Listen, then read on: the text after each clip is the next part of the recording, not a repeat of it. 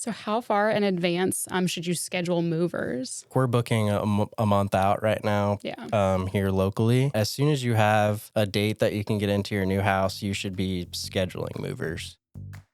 Welcome to Lawrence Real and Local, Keepin' It Real podcast, presented to you by the Lawrence Board of Realtors.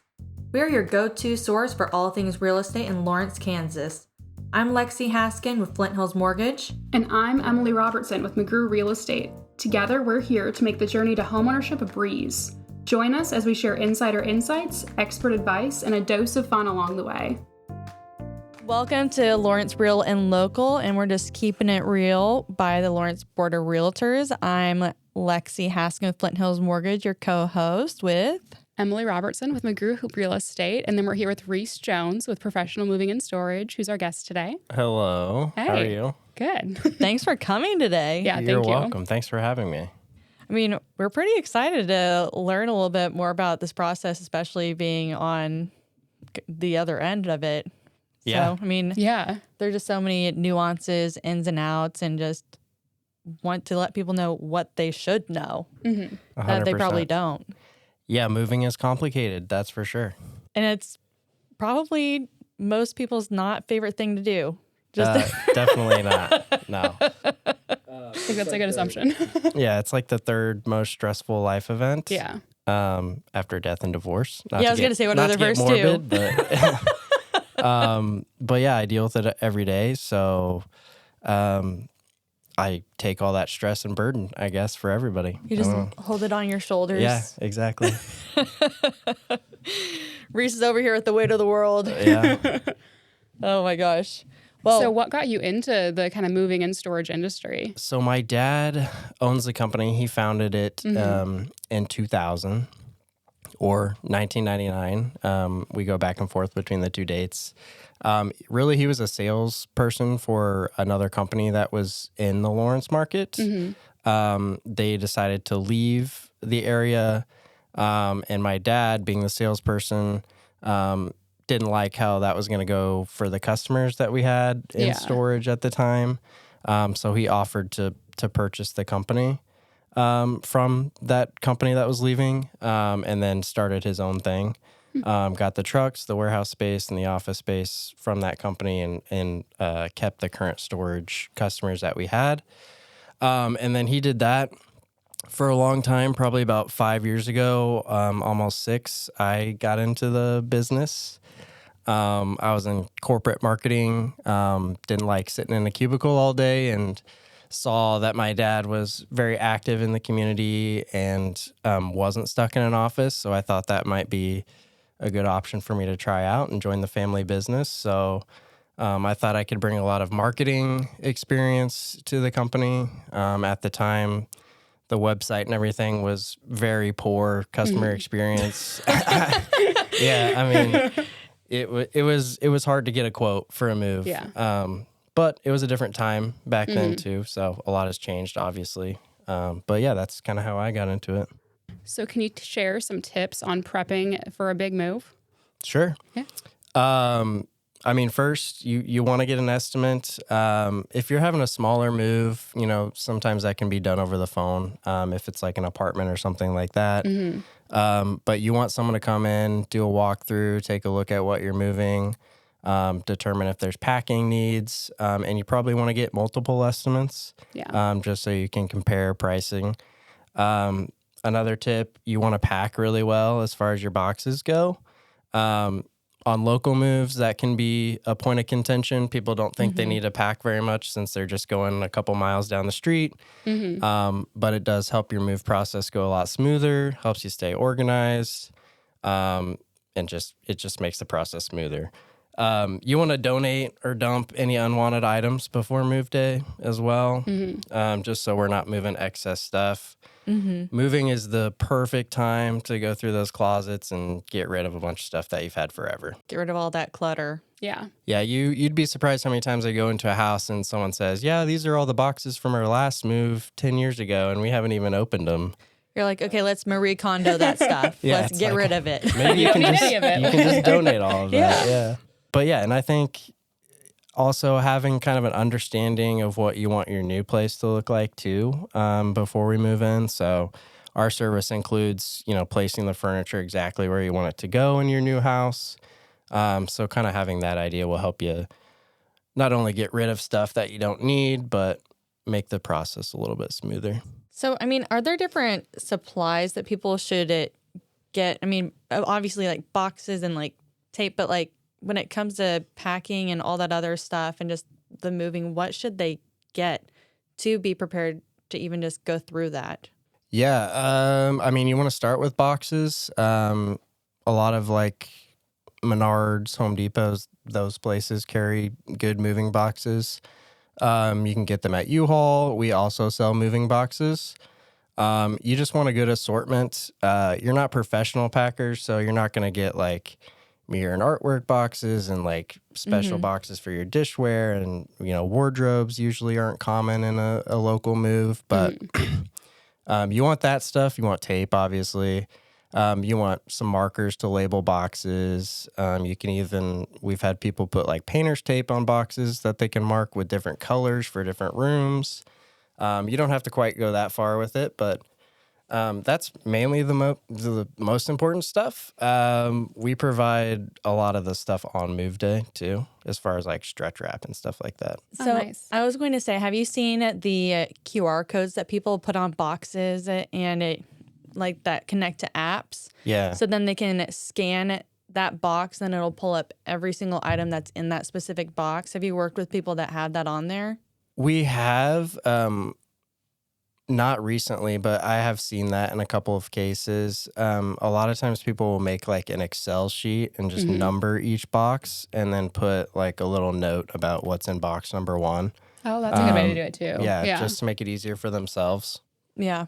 I'll admit, when we moved into our house, I bought those QR code things to try. I was like, oh, this is so cool. I didn't use a single one. I do have them on like my Christmas decoration totes, just so I know like where the Christmas tree skirt is or whatever. But yeah, I mean, that's definitely a good option.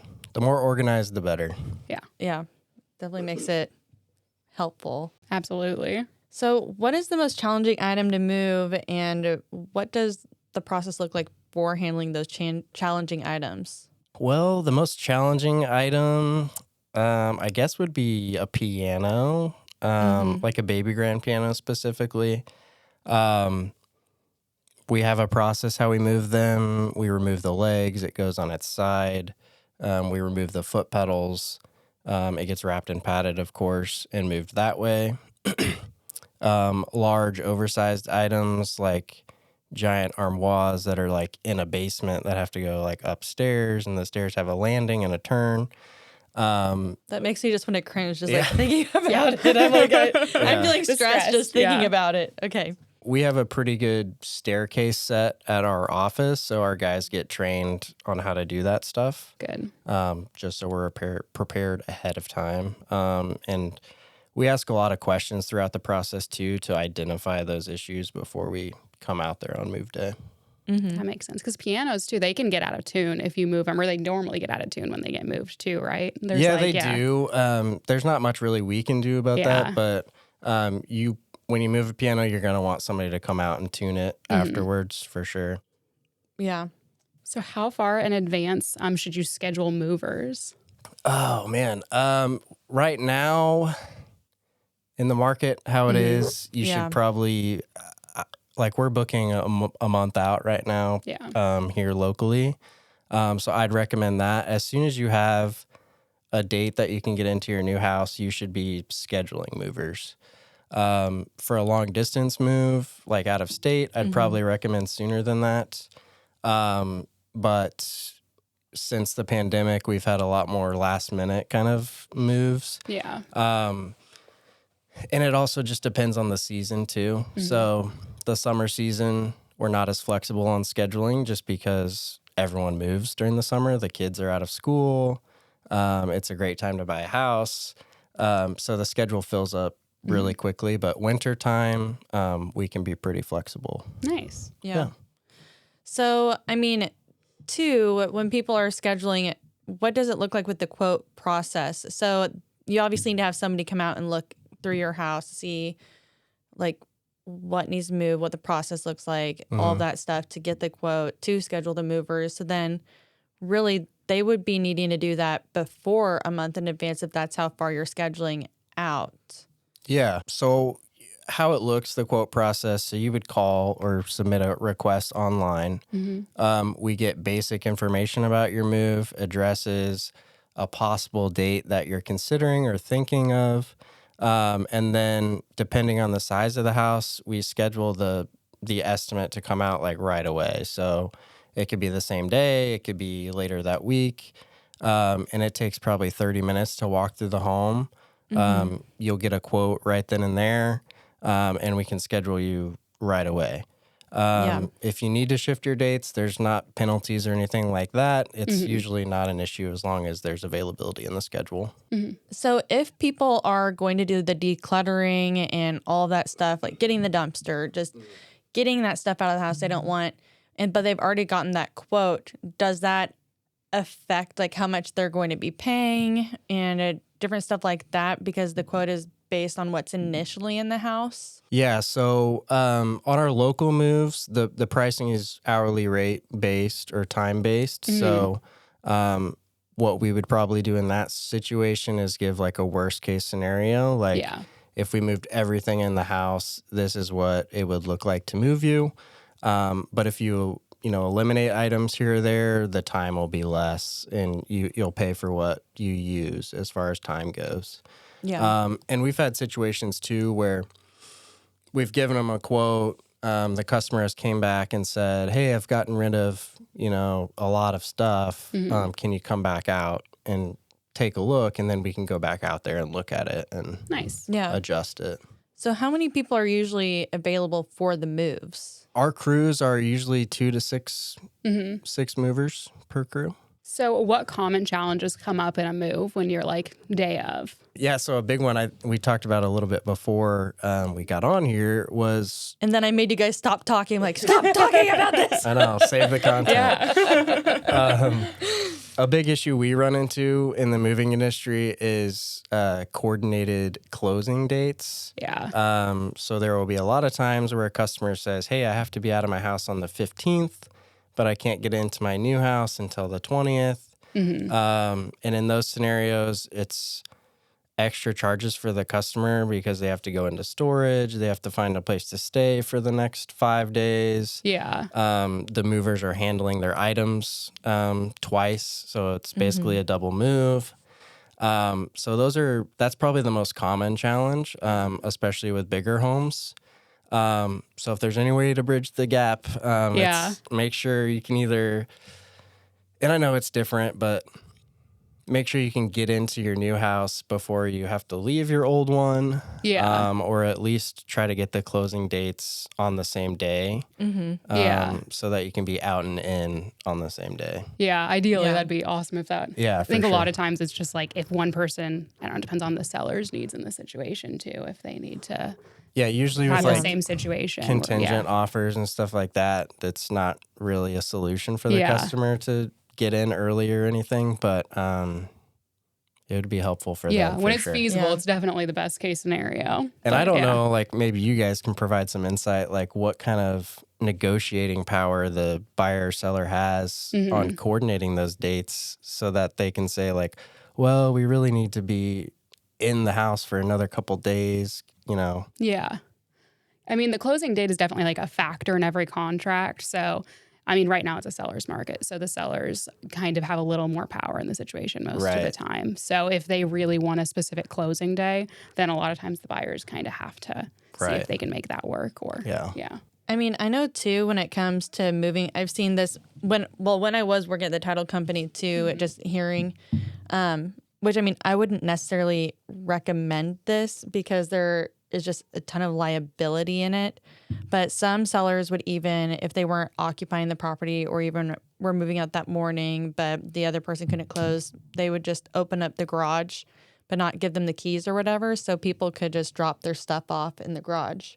And, but I mean, at the same time, that is a huge liability for that person, especially since their name isn't on the deed. They don't technically own the property yet. So then they're just putting all of their stuff in a place. stranger's garage. Yeah. Right. So, but a lot of people don't recognize or realize that risk and that liability on that, which I mean, we don't want those problems to happen, but of course you don't know what's going to happen all the time. Yeah.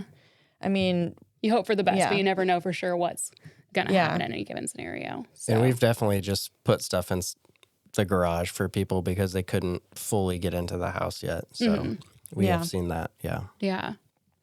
But I mean, I guess just also recognizing the risk and making people aware that, like, hey, maybe things can go wrong, unfortunately. Maybe, and I don't know if even on like the real estate agent side, like that could be something that could be added into the contract or amended or have a written agreement put in place where you're like, hey, this person's getting in early, but we need this in writing that this is going to be okay, even if something does fall apart where they could get their stuff back or something like that. I don't know. Yeah, I mean, you could ask for it. I don't know if everyone would agree to it, and I don't know. You'd have to word it in a way that covered all the liability, which would be tricky to do. And it'd be hard to sometimes get sellers or property owners to agree because they'd probably be like, this is extra. Yeah. Right. Like, why are you doing all this extra work? And it's like, we're just trying to protect everyone in this situation. Yeah. Absolutely. Yeah. And I mean, we have solutions for those issues too. Yeah. Like we have a 320 unit self-storage facility on site. We have a lot of warehouse space. If it's like a 1 day thing where they have to be out the 15th, but they can get in on the 16th, like it probably doesn't even have to leave our truck at that point. So those don't really become an issue. But I mean, yeah, ideally in and out the same day or in the new place before you have to be out of the old, but that doesn't always work out for everybody.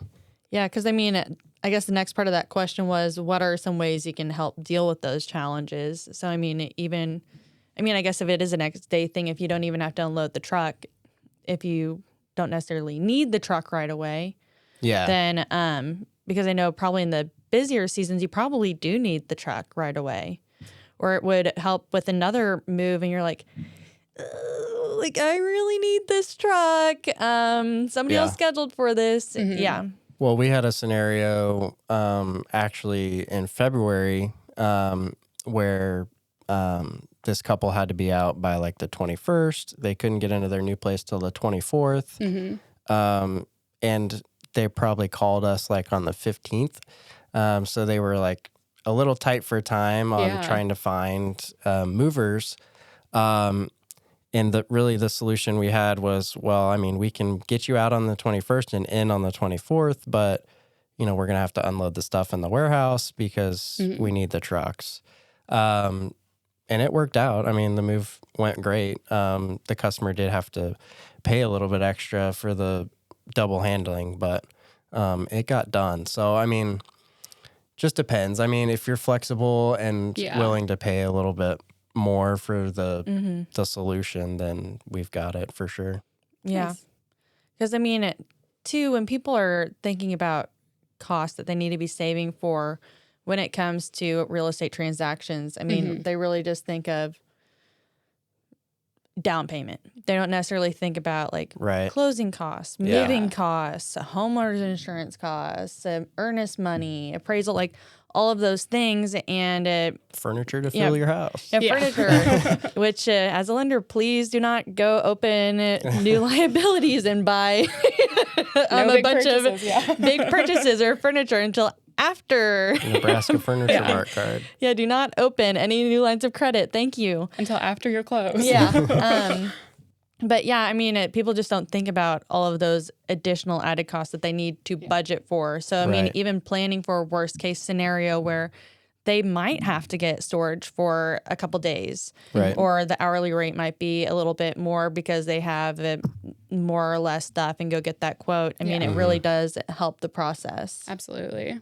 And I mean, so like in the moving industry, we can quote a move for you anytime you want. So if you're even thinking about buying a house and you haven't quite gone through the process of finding anything and you do want to budget for that stuff, like we can come out before you even know you're moving and kind of give you an estimate so you can at least budget for that. That's awesome.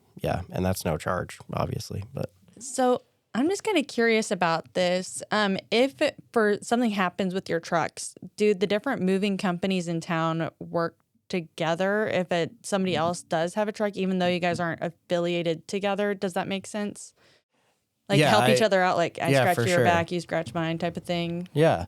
Or like I'll pay you obviously because I'm using your truck. Right. Yeah, the moving industry is funny. It's a little antique as far as industries go. In the past, a lot of moving companies like held everything really close to the vest. They didn't share like selling practices or marketing practices or help other companies because they just saw them as pure competition.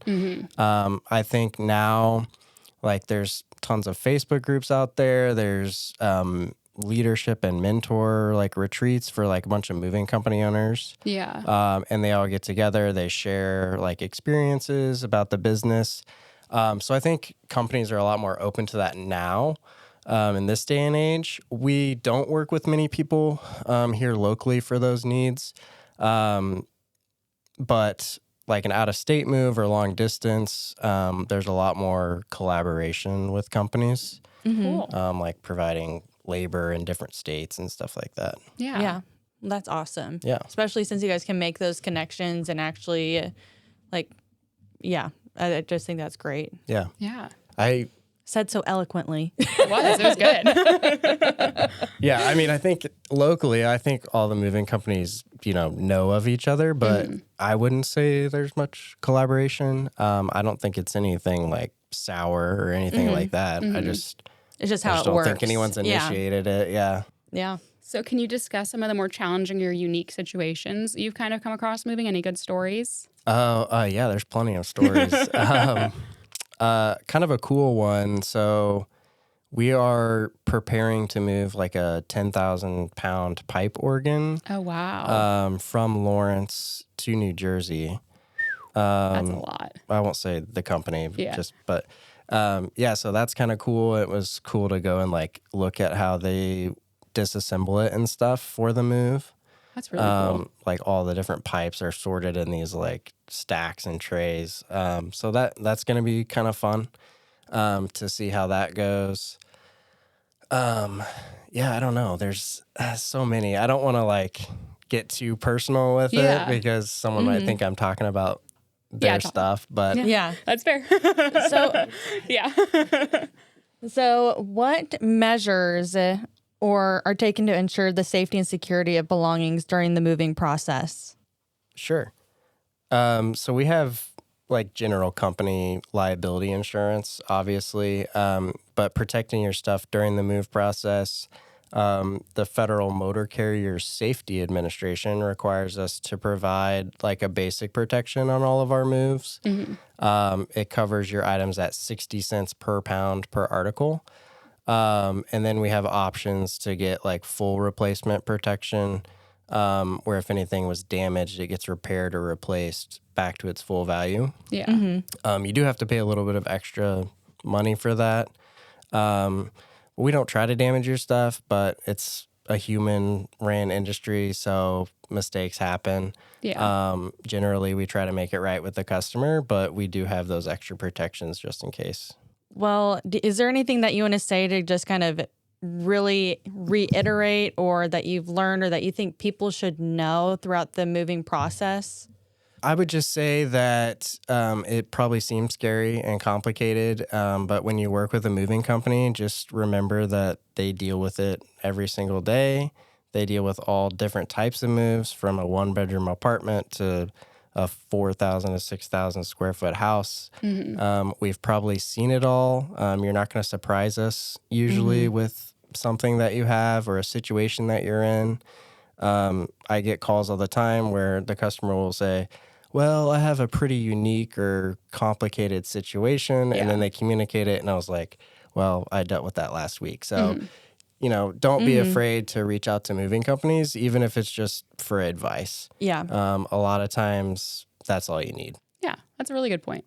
So another last question. Yes. Do you guys deal with people that have a lot of stuff like hoarders and helping with that different things, and or do you require the cleanup of the houses before you will come in and move anything? Yeah, we'd probably require it to be pretty clean before we go in there. Just for like safety and health sake. Yeah. We don't, like, there was a situation where a customer had like a lot of black mold in their house. And so we just couldn't do the move just because of the crews that would be working in there, breathing heavy and lifting all the heavy stuff. So those situations don't happen too often for us, thankfully. But we'd prefer it be clean. Yeah. It makes sense. Yeah. Just safer. Yeah, definitely. Well, thank you so much for being on today, Reese. Yeah, We really course. appreciate it. Yeah. And thank you for the Lawrence Public Library for letting us record here again. Absolutely. We're going to say that every single It's really recording. awesome. Yeah, it's an setup. awesome this is space. it. Super I professional. feel so lucky to be here. Definitely. But yeah, thanks Thank for you. keeping thanks it for having real me. with Yeah. the Lawrence Real and Local. And if you haven't subscribed, please subscribe. Go subscribe. Yeah, go Absolutely. subscribe. And we'll catch you next time. Thank you. Thanks for joining us on Lawrence Real and Local, Keepin' It Real podcast. We appreciate our guests taking the time to join us. Don't forget to subscribe and leave a review if you've enjoyed today's episode. For more information, please visit us on the web, www.lawrencerealtor.com. And remember, whether you're buying, selling, or simply dreaming of your future home, we're here to help. Until next time, keep it real And happy house hunting!